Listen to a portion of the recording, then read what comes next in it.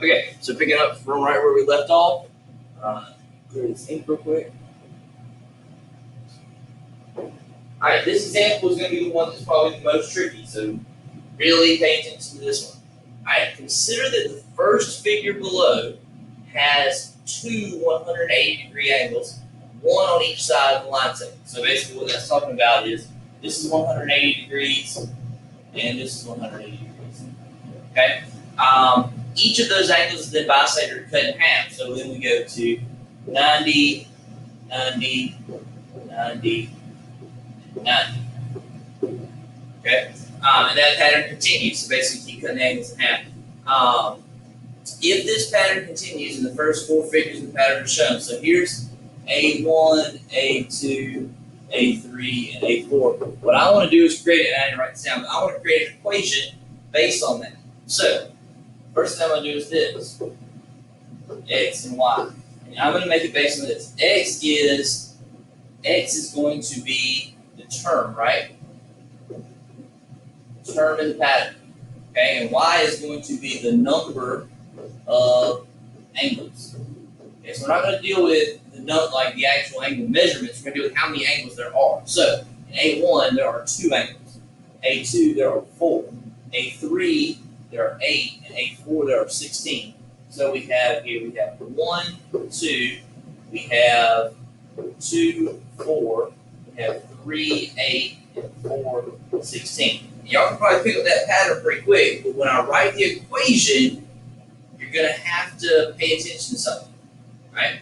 Because we're used to saying that the initial value is what you started with. And if you look at this picture, you might be tempted to say, oh, we started with 2. So my A, so my general equation, which is like A times B to the X, should be 2, right? My A value should be 2. And then I'm multiplying by 2 every time, so B should also be 2. The problem with that is this. Really what we're talking about when we write this is this. Y equals A0, right? The initial value is your 0 term, right? 1, 2 is not my 0 term. That's my first term.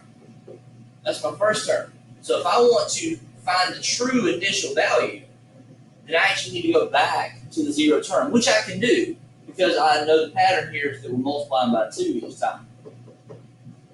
So if I want to go back, I can. When you get a word problem that says you're starting with an initial value, that's implying the 0 term. Here, you started with the first term. So that's the difference. You started with a picture here, so you have to just be a little bit careful of what you're starting with. And this is where it's really important for you to, when you write your equation, go back and plug in these numbers and see if they actually fit what you wrote. Because if you get a little bit off, yours may not make sense. All right, so my 0 term would be 1, right? Because I'm multiplying by 2, so if I go backwards, I'd be dividing by 2. Okay, so what that means is my A, that's my A0.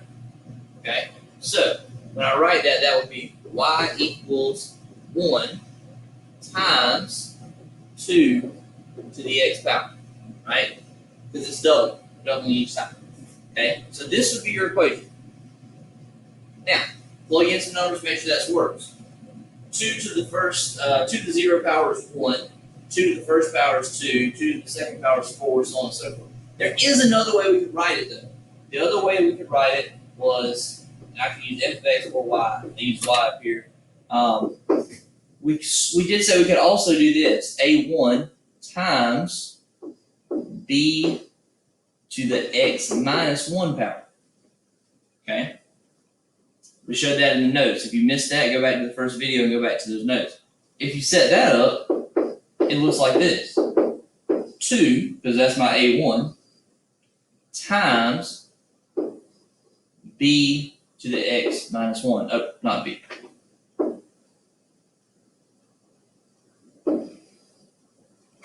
It would be 2 to the x minus 1 power.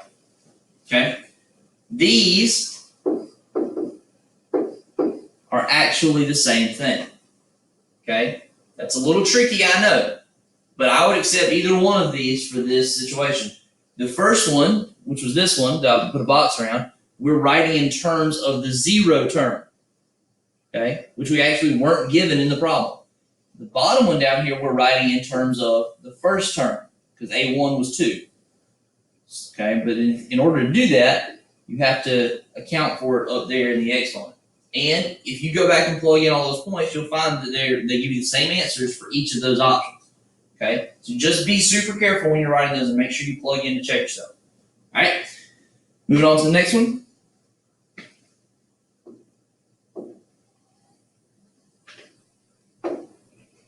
All right, a video arcade charges an entrance fee. This one's much easier. It's not a trick here or anything like that. Then charges a fee per game play. The entrance fee is $5. So again, we have X and Y.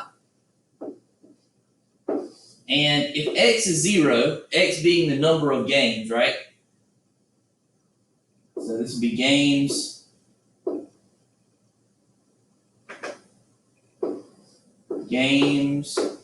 played. Okay, and then Y would be the cost. So if you go to the arcade but you don't play no games, you're gonna pay $5. Play one game, you're gonna pay $6. 2 would be 7. 3 would be 8, and so on and so forth. Okay, so we actually included the 0 term this time, which we didn't do on example 2. So that's what you have to notice. So when I write my equation, this is pretty straightforward. Okay, what are we going up by? We're adding 1 each time. So my slope is 1, which of course is understood. You don't have to write it. And then plus my initial value, my A0, which is 5. So again, that's f of x equals x plus 5. Okay? That's your explicit equation. It's explicit because I can literally plug whatever number I want to in there to figure out for that specific amount. If I want to play 10 games, I plug in 10 and it'll tell me exactly how much it costs. Okay? Some of these are not really that tricky, but you have to, the hard part is really understanding whether or not that 0 term is included. Okay? So make sure you ask me questions in the walls if you're unsure, and make sure you're plugging points back in to double check. All right?